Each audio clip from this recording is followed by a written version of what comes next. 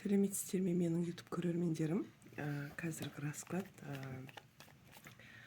жігіттермен қашан кездесу болады, қашан орын алады. Қазір көрейік.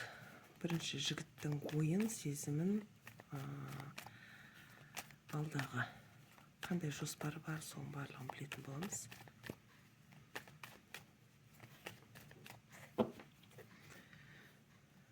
Қазір көрейік. Жігіттің бірінші ойын көреміз. Жігіттің ойы.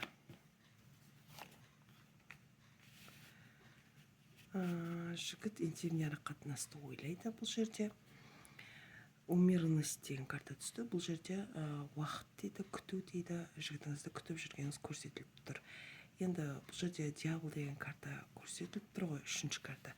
Бұл жерде яғни араларыңызда бір привязанный болады, бір интимный арақатынас түсіп тұр. Негізі соны ойлайды. Күтіп жүргеніңізді ойлайды.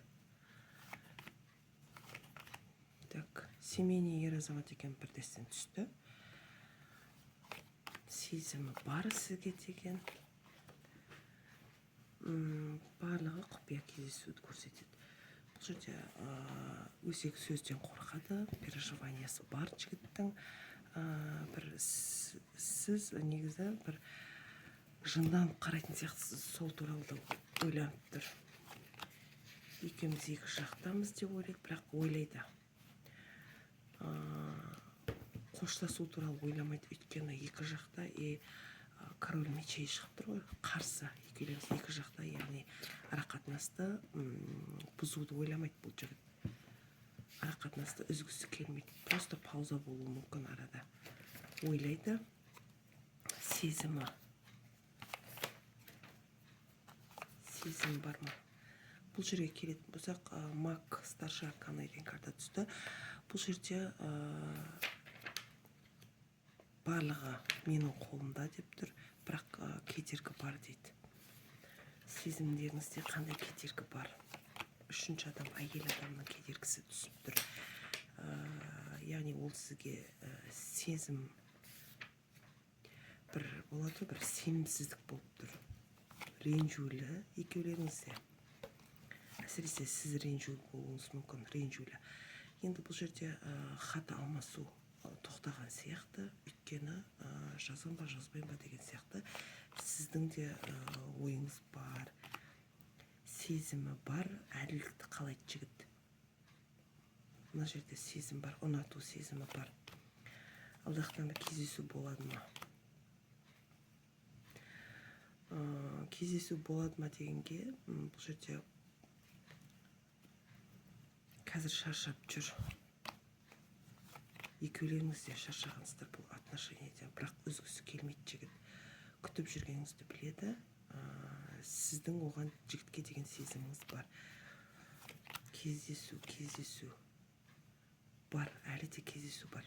Өйткені бұл жерде треугольник түсіп тұр, және де ол жігіт болашағынан жаңағыдай біліп қояма деген сияқты қорқынышы бар. Сондықтан бір қолайлы сәтті қалайды жігіт. Кездесуге қолайлы сәт дейді.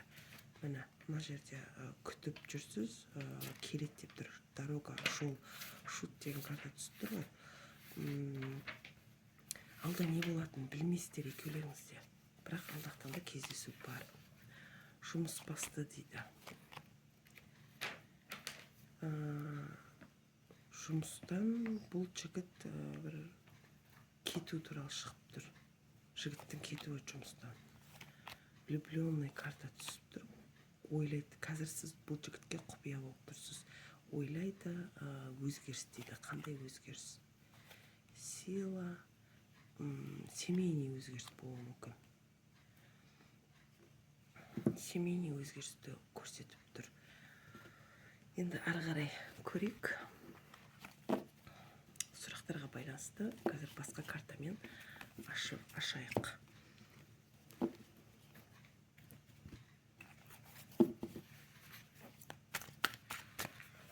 Нақты қадамын көрейік.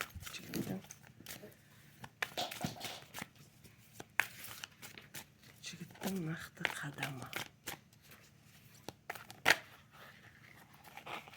жігіттің нақты қадамы.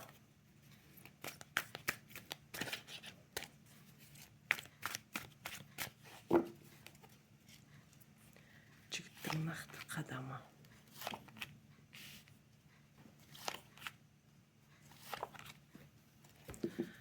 Нақты қадам жоқ десем болады, өкінішке орай, өйткені картамыз теріс түсті. Ертелі кеш бұл арақатынас негізі аяқталуы мүмкін. Өйткені треугольник карта жаңағыда түсіп тұр ғой. Нақты қадам жоқ, бір жалғыздықты сезінесіз. Одан кейін жаңағыдай неге бұны ойлай берем деген сияқты, мені дуалап алған ба деген сияқты сондай ой ойлайды.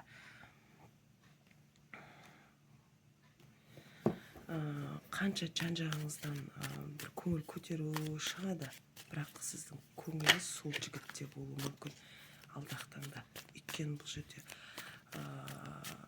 праздность деген карта түсіп тұр.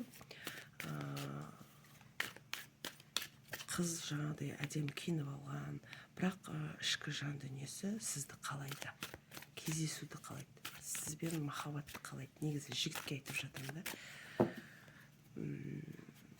Қазір көрейік.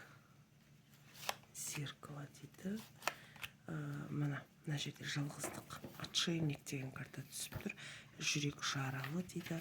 Мына жерде зеркало дейді. Өз-өзіңізді таба алмай жүрсіз. Өз-өзіңізді таба алмай жүрсіз. Жүрек жаралы болу мүмкін. Алдағы таңда бір жалғыздық, мына. Өзіңіздің жолыңыз бөлек.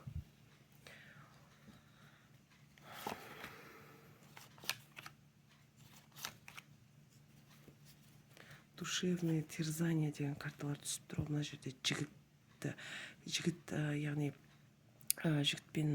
жігіт сізге сообщение жазса, болмаса кездессе, бір көңіліңіз тынышталатын сияқты. Енді арақатынас аяқталып қалды ма деген сияқты, уже сіздің ішіңізде бір алай-түлей, бір жалғыздық, ештеңе, сол жігіттен басқа ешкімді көрмеу деген сияқты. Душевные терзания деген карта түсіп тұр. Жүрегіңіз осы жігітті қалайды негізі. Ойыңыздағы жігітті.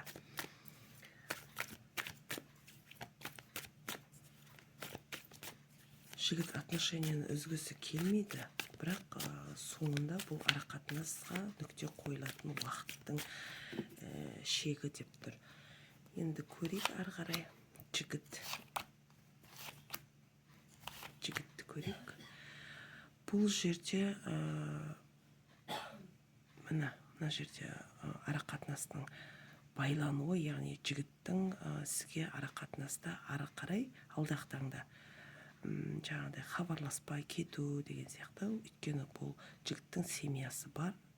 Шынжырлап тұрған картаны көріп тұрсыздар ғой. Мына жерде шынжырлап тұрған карта. Шыға алмайды бұл жігіт.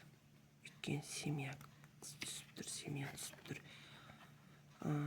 Сізде бір жалғыздық, бір осы жігітке деген бір көңіл қалса да, бірақ жақсы көресіз. Ұмыта алмау деген сияқты. Мына запор. Кілт тұр. Құлыппен кілт. Қайттан бұл жігіт келсе, жаңағыдай қайттан арақатынасты жалғастырам деген ой болады. Мына жерде де сердце картасы түсіп тұр. Дерево деген карта түсіп тұр. Жалғасуын қалайсыз әлі де? Осы жігітті қалап тұрсыз ғой.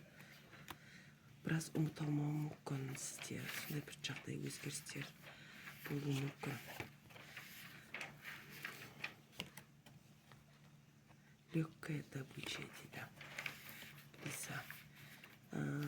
Енді сіздің финансовый жағыңызға келетін болсақ, жан-жақты қамтиық. Бұл жерде бір жеңіл табысты көздейсіз. Хитрость лиса. Бұл өмірде жаңағыдай түлкі болу керек деген сияқты. Енді финансовый жағын айтып жатырмын. Скала дейді, дети. Скала, дети дейді. Балаларыңыз бір үлкен сізде бір өміріңізде өте жауапкершілікпен қарайды. Негізі сіздің семьяңыз, яғни сізде бала бар сияқты да. Яғни өзіңіздің жалғызсыз, бірақ балаңыз бар. Маскарад шығып тұр, якорь. Жаңағы айтып кеткендей, ешқандай неге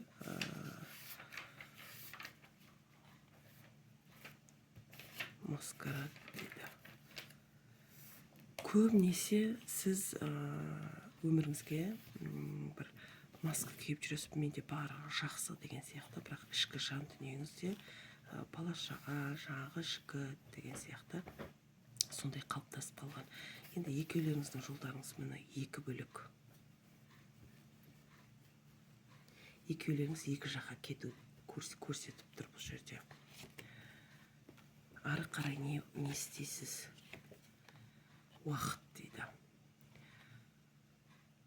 Уақыт өтпей кететіндей көрінеді, бірақ уақыт барлығын емдейді деп тұр. Уақыт емдейді. Уақыттың еншісіне салып, енді бұл жараны өшіру, бұл жігітті есіңізден шығару. Яғни бұл арақатынастың ешқандай ары қарай жалғасуы бар деп айта алмаймын. Енді өздеріңіз ойлап қарасаңыздар, өзіңізде біліп жүрген шығарсыз. Бұндай арақатынаста ары қарай ешқандай болашақ жоқ. Осымен менің раскладым аяқталды. Егер де сіздерге сәйкес келсе, лайк басып, комментарий жазып кетіңіздер, және де каналыма тіркеліп кетіңіздер деп айтқым келеді. Өздеріңіздің жаңағыдай ойларыңыздағы сұрақтар болса, хабарласып, маған тіркеліп,